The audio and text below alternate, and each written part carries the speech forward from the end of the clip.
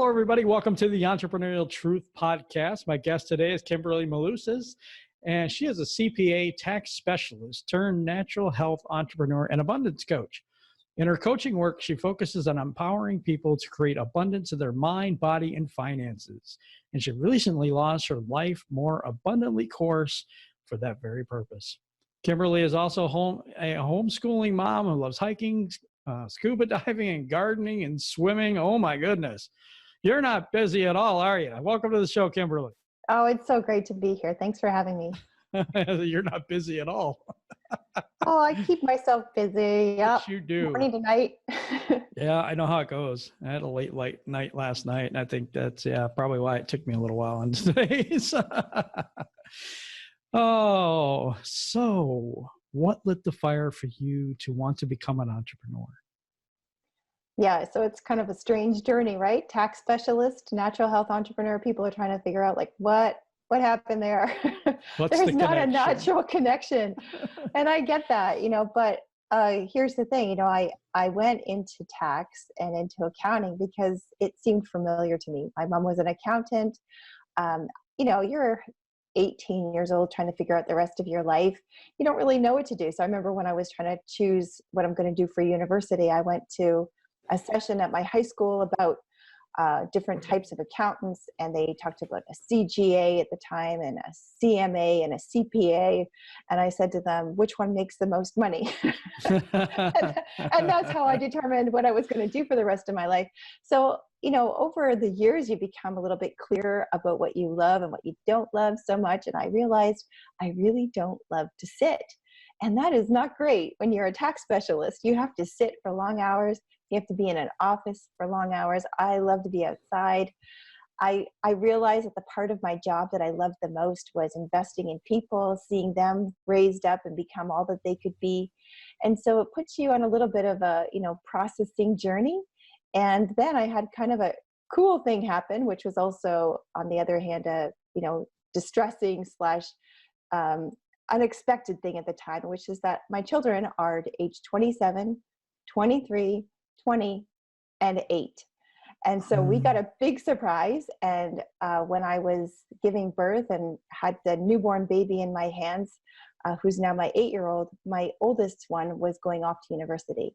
And so it really created perspective in my mind. Wow, did that time ever go fast? Do I really want to spend the next 20 years of my life regretting all the hours that I've wasted in an office when I could have been home, with my newborn son and with my other kids? And so it put us on a bit of a journey, and it didn't lead directly to my entrepreneurial position right now, but it was the beginning. It was something where you just were able to reflect and say, where'd all the time go? And then again, find your passion and find a way to stay home with the kids, because to be honest, I think you really do like helping people. I think you really do like, enjoy that and want to do that. But also you want to be there for your kids, because you did look back and say, wow, I kind of missed a few things there, I did. Yeah. Yeah, that's amazing. Wow. So the other question I want to ask you real quick was, is there anything that kind of held you back from the entrepreneurial part? It's a little bit different than, I guess it isn't that much different from what you were doing, but yet it's putting yourself out there in a different way. Was there anything either internally or externally that kind of held you back on that journey? Oh, so many things. I think one of the things that you don't have to face when you're in an employment position is your own issues, right? You can hide behind a whole lot when you're in an employment position. And I remember thinking to myself, I was a senior corporate tax manager with PricewaterhouseCoopers. I was up there in terms of rank within the company. And the next step was partnership. And I had to look around the offices of the partners and saw that their lives weren't exactly ones that I wanted to emulate, and broken marriages, broken relationships. But the scariest thing to me was that they had to do sales. So they had to sell their services to other people. And I thought to myself, I don't want to do sales. I'll just stay here as a senior manager because I don't want to do sales. So very, very funny that then now, many years later, I'm 6 years into my entrepreneurship, and primarily what I do is sales. So kind of a funny position to be in. It's funny how that works out. I spend this time trying to avoid the very thing I need to do now. Do you find, looking back on your time at that it was a fulfilling thing for you, or do you feel like there was something always missing? When I was working? Yes. Yeah, so that is exactly the thing. I felt like I had a window office because of my position in the firm. I had, pretty much I had an assistant. I had everything that you would need. I had great salary, great benefits, memberships at fitness facilities. I had everything. Six-figure income, what more could you want? But to me, I felt like I was wanting a whole lot. And it felt like to me, I was inside and life was happening outside of my window. So I was just basically an onlooker onto the life that was happening out there. And it made me really long to be out there, to be, just living life and not trapped, quote unquote, in an office.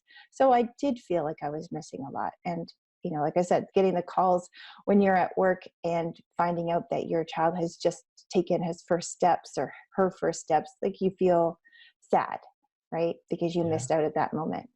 Absolutely. Take me back to 6 years ago. You're making the decision. You're still at the job, but you're making that decision, or whatever, however how that worked. Tell me how that journey happened and how long did it take you to transition? Well, it was kind of interesting because we went from me being employed and then obviously having a baby to now being in a place where we thought, let's try something different. Let's try to create residual income. And we thought, well, I know how to do that. What we'll do is we'll do house flipping, because my husband was in construction. He was a plumber. He was very familiar with trades, really great at doing renovations. So let's flip houses. That's got to be a great way to create income. Although I always joke that when you're living in the house that you're flipping, it's probably you that's flipping a lot more than the house, because it is stressful. It is stressful. And it is not a big money maker. You need a huge amount of capital. I just thought, this is crazy. Like, we're never going to get ahead this way. It's going to take forever. We're going to kill ourselves in the process, kill each other. and, there's got to be a better way. And so that's when I had a friend, give me a sample of what is now the product that I sell. And I bought from her. And my first words to her were, thank you, but don't put me on a mailing list and don't talk to me about the business. I'm not interested. Right. I felt like I needed to make that clear up front. So I've had to eat humble pie since then. So how long have you been doing what you're doing? You said 6 years, right? Yeah, 6 years. So take me to, how did you end up transforming from don't put me on your list to, maybe there's something here? Yeah, I think like all true sales jobs that you excel in, I think it comes from a strong belief in what it is you're selling. And so for me, I kind of needed that space when I said, don't pressure me, don't put any, because I'm a type A personality. I love to do my own research. I love to do facts, figures, details. And so when I got the essential oils in my hands, I needed to learn more about these things. And so I went on my learning journey. And the more that I learned, the more I thought to myself, if this is true, everybody needs these in their home and everybody needs to hear about this. And so even without doing a business, I found like every conversation I was talking about it, because I was so, into what I had been learning and so excited about it. And then when I realized, well, gosh, I could actually be making some money with this. And I thought just some pocket change, just some money to help around with some expenses, never believing that it would become what it is today. But it just came out of a passion for what I was talking about. That's really where it started. Money comes from passion. Doesn't come from signing up for something. I find so many people in multi-level marketing, network marketing, whatever you want to call it, they get into it thinking they want the business part. They want, the boats and cars and whatever that they, tell you and stuff. And I think that's the wrong way to approach it. When you find yourself talking incessantly about a product or a service or something that you're like, this is great, you really need to try this, and you're starting to tell people they need to try it, Well, that is network marketing in essence right there. And I think those are the people that succeed rather than the people that look at the business plan first. I really That's do. exactly true. And I feel like, I often say to people who say, "Oh, you're in an MLM or you're in network marketing," and and I said, "You know what? I get it, because I have been in a room being invited over for tea or coffee, and out comes the presentation, and suddenly I'm being, sold this opportunity to earn money, to create wealth, to get cars, like you said, mansions, pictures come up, and it left a awful taste in my mouth, like it does for everybody." But I like to use this example because I feel like it's a good one, which is, I ask people the question, is an airplane a good thing or is it a bad thing? And what would you say then? It is neither. It's how it's used, right? Absolutely. Because on 9/11, it was used in a really awful way to create destruction and harm and devastation. And so the vehicle itself isn't the issue. The issue is what you do with it. Absolutely. And so when I started to get my mind around the fact that I could actually create a business using this beautiful vehicle that was intended for good, called direct sales, called multi-level marketing, it was intended to create opportunity for people like you and me who maybe don't have a business background or don't have a lot of capital. It was intended for good. And some people have used it in a really awful way. But I'm going to redeem that. I'm going to change that. And I'm going to make it so that it's used in the way it's meant to be used, which is to help and empower people. I love it. I love it. I say the same thing about money and guns. Neither are bad, but they can be used, in essence, neither are bad. Yep. But they can be used for both. Yep. Really it's a tool. Yeah. It's a tool. Definitely. And so, okay. So you became kind of an advocate for this because of what? What was the thing that changed your mind, or what was the thing that made you so on fire for what you do, or what you're selling, or what you're using? Yeah, it's a combination of two things. So the learning was a big part of it. It was like I said, if this is true, everybody needs to hear it. But learning is in the head.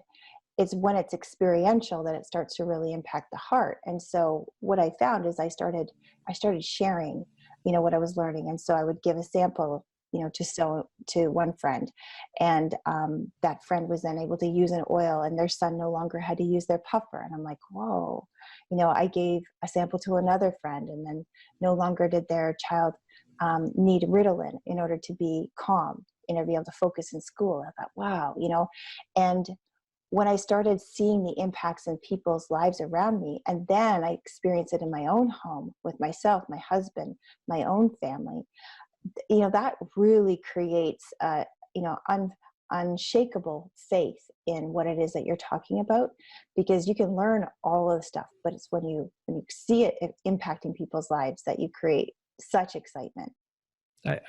This is a deeper experience, I know, but I liken it to, you see the best movie you ever seen. And so you're for a week or two, you're telling everybody, all your friends, and this was really, really good. You need to see it. You really need to do this.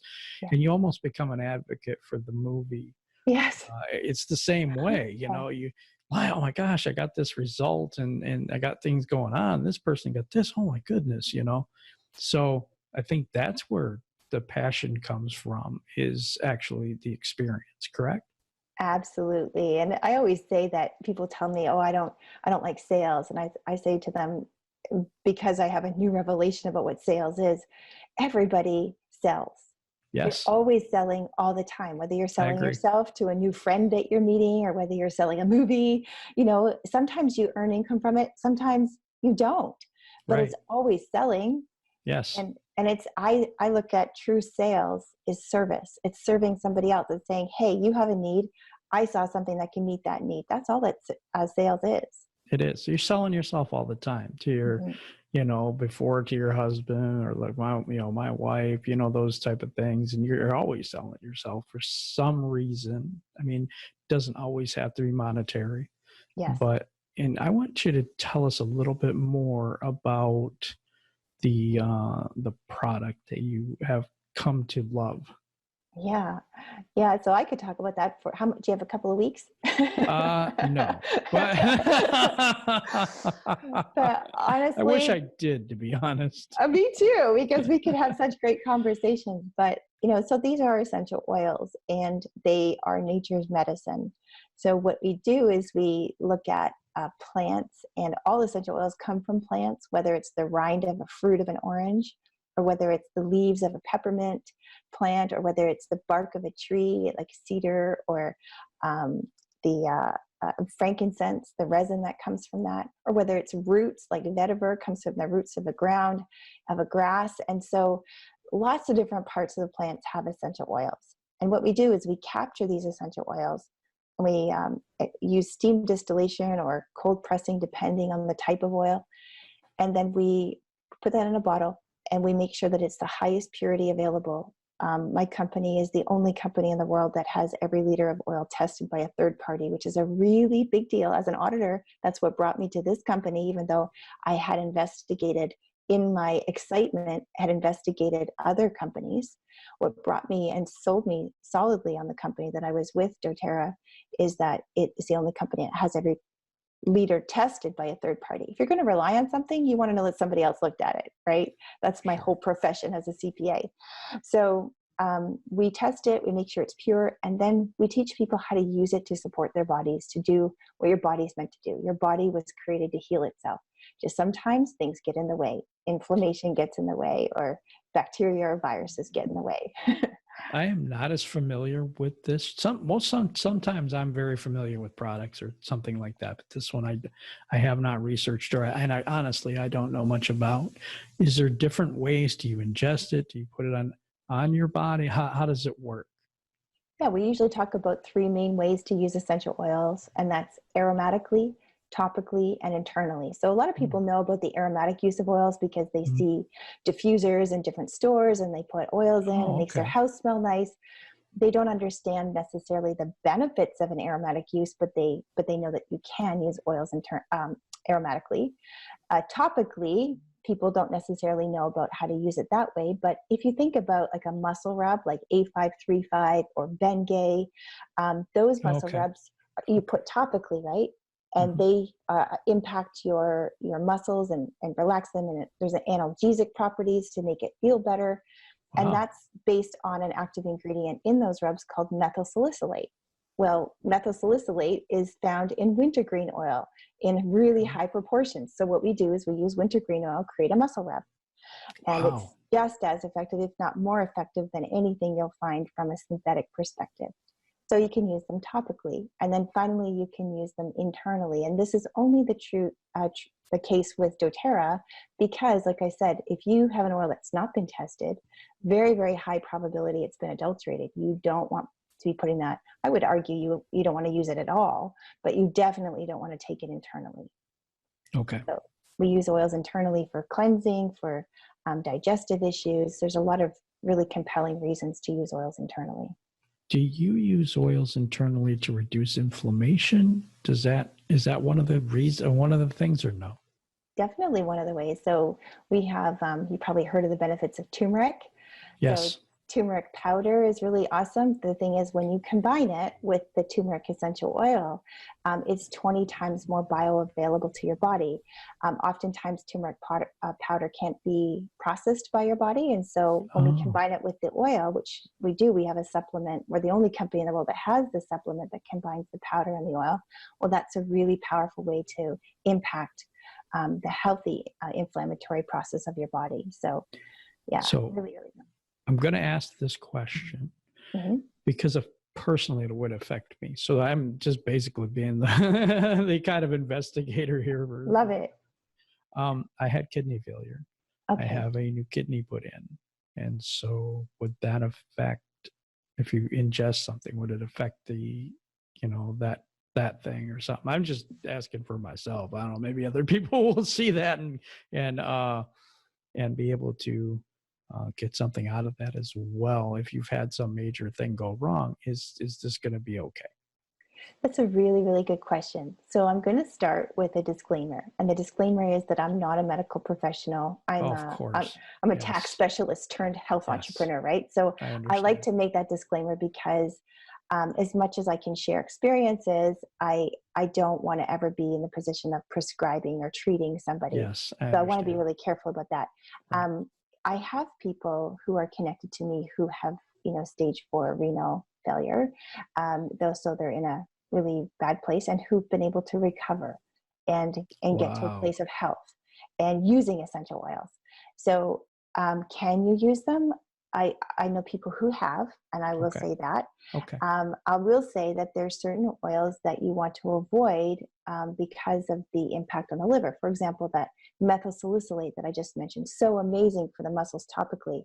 You never want to be taking wintergreen oil internally. So we put a Yes. child safety Okay. cap on that one because it's really Okay. hard on the liver. Okay. So again, I would send everybody who has very specialized circumstances back to, and I would even say not your doctor, but your pharmacist, because pharmacists tend to understand chemical constituents, which is what's in the essential oils, way better than doctors do. And so go back to the pharmacist, say, this is my situation. How would these active ingredients that are in this oil impact me? So that's my general recommendation, but I can give you testimonials of people who've used them.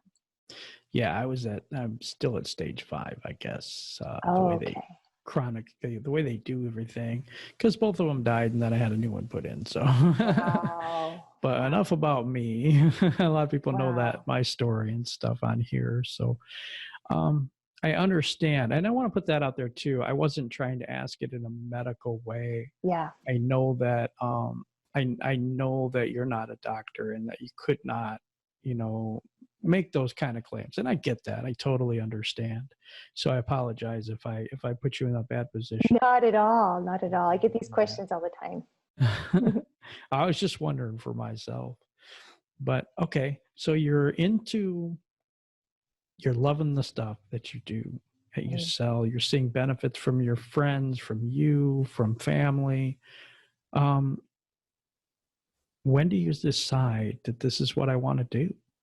When does that when does that happen? I mean, actually do it full time for, I think one of the big things that made me decide, you're going to laugh at, but it's because my husband was excited. So you'd have to know my husband to know why that's such a big deal. But, he was super skeptical about pretty much everything. And he was, very, very down on MLMs. And, he had bad experiences as a teenager, got ripped off, so he had all of those, you know, typical baggage type stories that people have with regard to direct sales and MLMs. And so when I had come back from attending a business meeting that I went to for doTERRA, because at this point I was kind of curious, what would it look like to create income? He was at home doing research. And so when I walked through the doors, normally when I walk through the doors, it's usually like skepticism, but he was super positive, and he was really like, did you know like doTERRA is completely debt free? Did you know? And he starts like, and I was like, no, I didn't know any of that. That's really cool. So he was very excited about it. He wanted to do it. And for me, that was a big plus, right? Yeah. So much better when you can do it as a unified force, because when you're Yes. building this type of business, it requires a lot of sacrifice. It requires Does. a lot of family input, and we got to all be on this in this together. And at one point, part of my story is that he ended up having to say no to his job in the union, which would mean the union wouldn't call him back. So he was Wow. taking a big risk by just saying, okay, we're going to, like, at that point, it was like, we better make this work because there's no going back. Yeah, literally no going back. No going back. Yeah. Wow. Yeah. We had That's to a leap of faith right there. It was. And, I don't say that everybody should do that. Like, I feel like I'm an accountant. I'm very practical. Wisdom dictates that there are certain circumstances where that's not a wise thing to do. But in our case, we were at a point where, if he was to go back to work, I couldn't continue growing at the pace I was growing because I had a young child at home. And so either he had to say no to going back to work, or I had to say no to growing my business. And he decided that it was more important for me to grow my business. And we cashed in our RSPs, which we had. This is like our retirement savings. It's a Canadian version of that.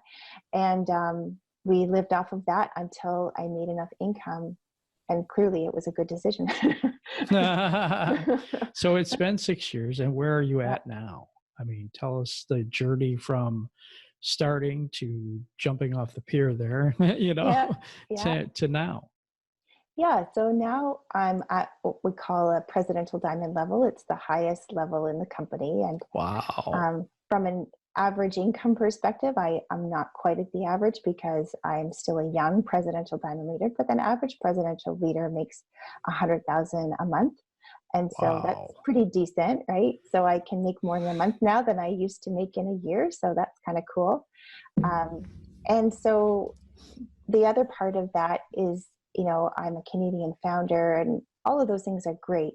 But honestly, I had to do some soul searching recently. Like my mom passed away in November. Oh, I'm sorry. Yeah, thank you. And it really got me thinking, like, what do I want to do? What do I want to do moving forward? Do I want to keep, because I can sit and just live off of what I've created over the past 6 years. I really could. But I just felt like, no, you know what? I can't stop. Because I've seen too many lives changed. I've seen too many people impacted physically, emotionally, financially, and I just can't stop.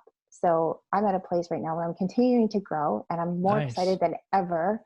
Nice. So I'm really thrilled. It's been quite the journey. I'm very happy for you because that is the entrepreneurial journey and we call it the American dream, but you probably have something over there that it's called too. So no, we call it the same thing. Okay, that's a little weird, but okay, we'll go with that. We just add an A on the end. It's the American dream, eh? Hey? Yeah, that works fine. But so now your youngest is 8, and you make your own schedule, I'm sure. I do. Yeah. I mean, you have more time and things like that and freedoms that you probably didn't have in the job. So the decision to jump off the pier, so to speak, was the right decision. Was there times that you questioned that decision in the beginning? You mean like last week? Just kidding. Last week? No, I wasn't even thinking that.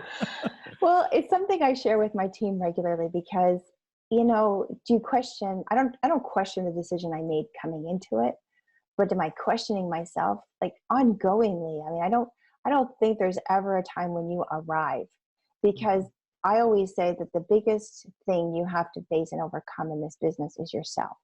And yes, I have to wake up with myself every single day.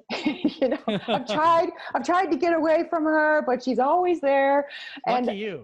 No, and so I say, yes, I do struggle. Like even this decision to continue to grow, it's like, oh, do I have it in me? Do I still have it like I had at the beginning? Is the market still as good? And of course, the answer to that is yes, of course. But on some days, it seems so real because your fears creep up, your insecurities creep up. They still are there. They don't go away. I love the movie A Beautiful Mind for that reason. It shows the reality of trying to deal with this ongoing mental persecution, so to speak.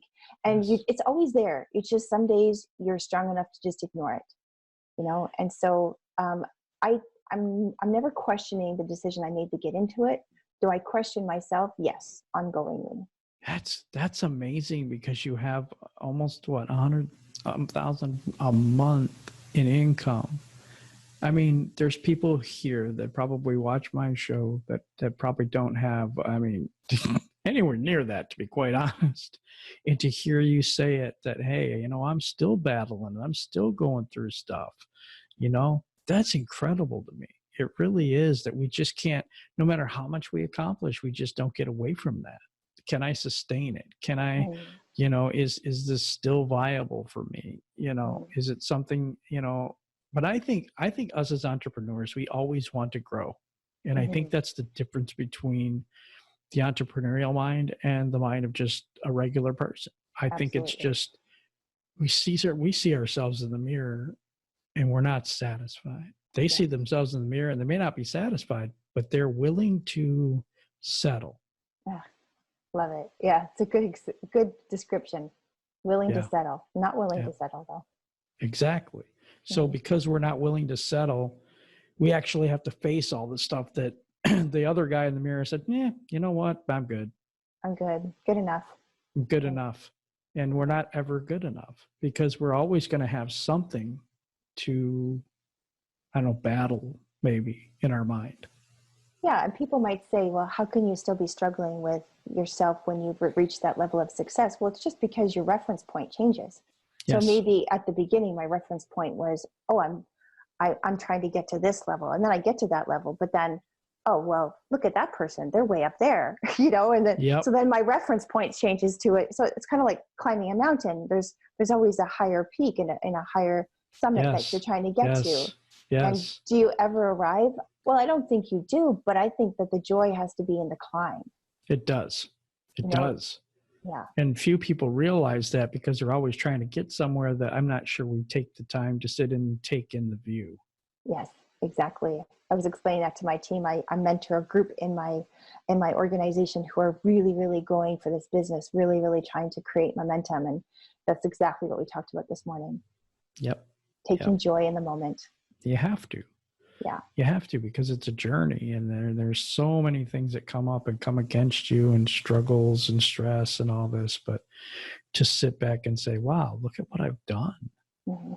People don't do that a lot because, like you said, their perspective changes, Mm-hmm. Yeah, I like that. I like that a lot. It really does show how different some people who want to achieve something is. I mean, athletes and all that, and what they go through and what they're willing to put their body through just because they want to be the best at what they do. Whereas some people are like, yeah, you know what? Hey, I'm good. I'll watch you on TV. Exactly. And it's the balance between trying to push forward, like never being satisfied with where you're at, because it is a growth process. It's a journey, right? So never being satisfied with where you're at, but at the same time, being grateful. And so that's when you look back and you say, well, I'm really grateful. I'm grateful for the bad experiences. I'm grateful for the good experiences. I'm grateful for where I am now. And gratitude is such an important part of this journey. But gratitude doesn't mean you have to stay where you are. It just means that you're grateful for what's happened and what is, but there's always still another summit. Yes, there is. There's always still that next summit. What is the next summit for you? Oh, that's a really good question. So once you reach the top of my organization, which is the presidential diamond level, I can enroll myself. So I did. I enrolled myself. I had a discussion with myself. I believed in myself, and I said, yeah, you'd make a good partner. I'm just kidding. And so basically I just start all over again. And so that's what I've started doing. Wow. Yeah. I didn't even know that was possible. Yeah. And it's so possible that there's a lady who started 2 years after me on my organization. So she's under me, quote unquote, but she's almost double my rank. Because she's got 2 organizations. The first one she hit presidential, and the second one she hit blue diamond, which is just under presidential. So keep growing. Yeah. And so do you get paid on both people? That's you? And you get paid double. Cow. Yeah, it's called a multiplier account because you get paid twice. Oh, wow. Yeah. Okay, so that stunned look is stunned in real life. I don't make that stuff up. That's amazing that you can get to a level that you can start all over, because that's the highest point you can get. Mm-hmm. Do you find this, did you just start this, or is this something you've done for a little bit? What's this? The doubling effect, where you're the second person? So this is where I said I had to go through that soul searching. Do I want to just stay where I am, or do I want to continue to move forward?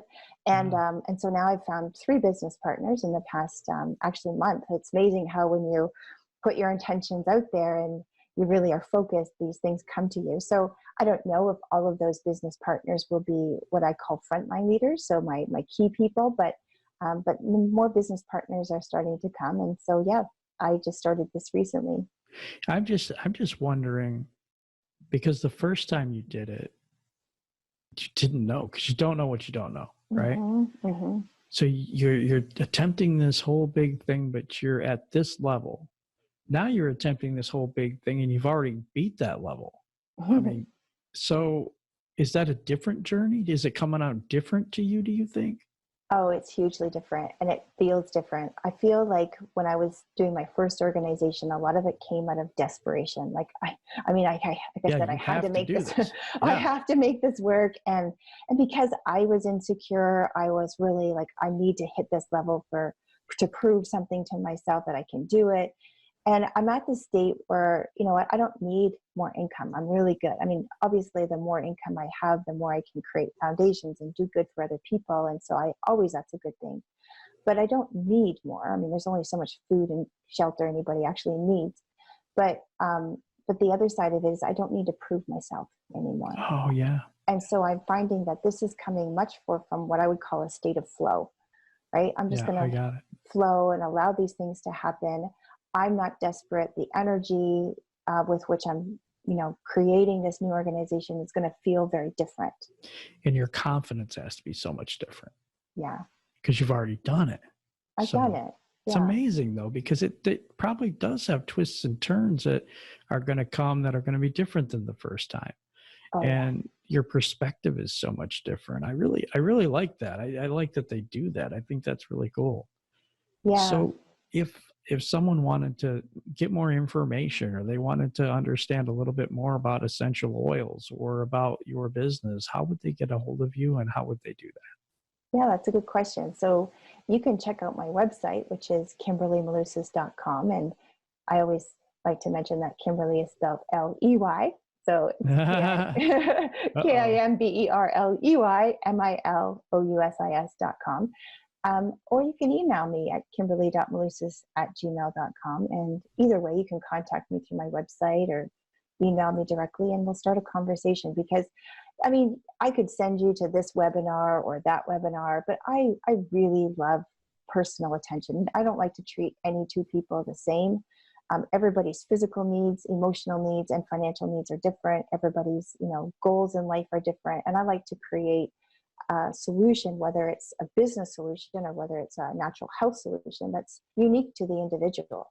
So yes, for sure, if you need webinars, I can send those to you, but I would love to be able to just chat with you one-on-one and see how I can serve you. That sounds like a plan. Yeah. Is there anything you want to tell the people that don't know what essential oils is or anything like that? Would you care to explain a little more or anything that we left out? I think that if people are looking, like if they just have this inkling that there's something more to them, and I have to say, I have a particular passion, I suppose, for 50 somethings, because that's me. And that's you too. Yeah. Well, and I feel like sometimes you can get to the place where you feel like your best years are behind you. And I am so like, no, that's a big fat lie, because my best years are yet to come. And I feel like I'm going to be more vibrant, more alive, impacting more people than ever before in my post 50 years than in my pre 50 years. So whether you're 20 or whether you're 50, if you feel like you've got something more inside of you that you want to make an impact, I would just encourage you to at least take a look and consider, because medical world, like the health industry, is the largest, short of guns or human trafficking, which I don't think anybody here wants to get into weapons or human trafficking. Yeah, so hope not. Hope not. So short of that, healthcare is the biggest industry that's out there. And I think we're at a stage where people are looking for solutions that work. They've done the prescription route. They know that that's available to them, but they don't necessarily like the impact it's having on their lives. They don't like the answers that they're getting, which they're feeling a little hopeless from the traditional ways of approaching things. And they're looking for answers. Mm-hmm. Mental health is going to be the key focus of my company, doTERRA, over the next coming year. How important is that in an era where so many people are being prescribed, prescription meds for depression and anxiety and any number of things? Like, there's got to be something better that we can do for people, and there is. And so I feel like the gift that I have to give to the people that I'm in contact with is that there's hope. And I don't feel like there's anything greater that you can do for someone than to give them the gift of hope, whether it's hope for their health, hope for their finances, hope for their mental health, whatever it is, just having that hope to know that something is possible. I feel like that's the greatest gift. So if you feel that you're in that state of wanting to be in a position to change people's lives. You know you've got something more to give. You're not sure how to do it. Well, then consider partnering, because we're on a journey. My happy band of world changers would be welcoming you with open arms. And by the way, I should mention that if people want to connect with me and they decide that they do want to purchase something in the way of essential oils, they can let me know that they're part of it from this podcast by using the code word truth. And if they do that, then they're going to get a discount and a bonus. So that's just to honor your listeners. We give them something special that they wouldn't otherwise get. I really appreciate you doing that for them. And I really appreciate you being on the show. It's been a very interesting conversation. And I really appreciate you being here with me today. Oh, it's been my pleasure. Absolutely. So everybody, if you could hit the like button and you could hit the subscribe thing and the little bell thing and all this stuff. And then, but really, I usually make a joke here that that's exhausting and you should take a break. But it did. But this time I'm going to say, if you could go to the links below and get in contact with Kimberly, I would really appreciate that. I think that they're doing some great things to help change us and change the world. And so I would really appreciate it if you do that for me today rather than the likes and all the other stuff. So I really appreciate you. Thank you for listening and have a great day. Bye.